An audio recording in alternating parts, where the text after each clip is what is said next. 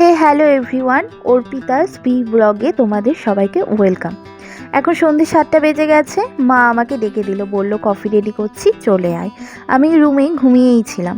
তো যাই হোক, এই যে চশমা পরে চাদর জড়িয়ে কিচেনে চলে এলাম। দেখছি মা কফি রেডি করছে আমার আর বোনের জন্য।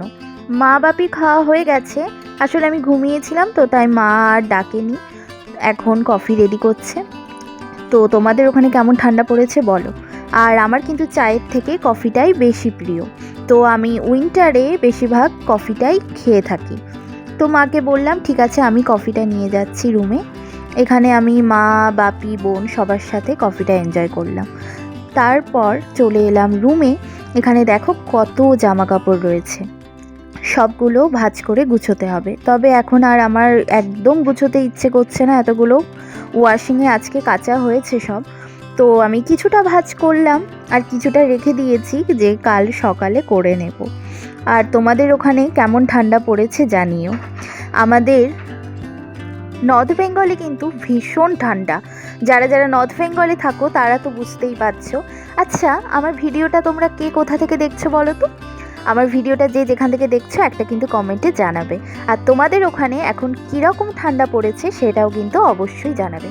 আমার এখানে দেখে বুঝতেই পারছো, 2টো ব্ল্যাঙ্কেট আমি নিয়ে নিয়েছি, তার মানে কতটা ঠান্ডা লাগছে।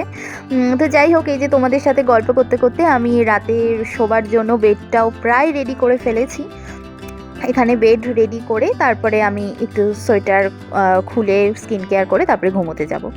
এই যে রোজ রাত্রে আমার ঘুমোতে যাওয়ার আগে আমার কিন্তু গল্পের বই চাই একটা। তো আজ ভাবলাম এই গল্পের বইটা পড়বো। আমার কিন্তু রাতে ঘুমোতে যাওয়ার আগে গল্পের বই না পড়লে ঘুম আসবেই না। আর তোমরা হয়তো অনেকেই জানো না, আমি কিন্তু প্রতিলিপিতে প্রায় 3 বছর হলো লেখালেখি করি। একজন প্রফেশনাল রাইটার হিসেবে রয়েছি। তো লেখালেখি কিন্তু আমার লাইফের একটা বিশাল বড় পার্ট। আমার মানে আর্নিং বা আমার প্রফেশনাল কিন্তু লেখালেখি। তো সেই জন্য আমার গল্পের বই বিভিন্ন ধরনের লেখা পড়তে ভীষণ পছন্দ। আর তোমরা রাত্রে ঘুমোতে যাওয়ার আগে ঠিক কী করো আমাকে জানিও।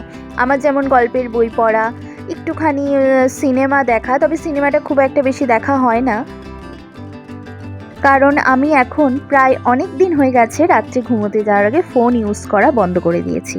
তবে আমার সিনেমা মুভি এসবের থেকে কিন্তু ওয়েব সিরিজ বেশি পছন্দ।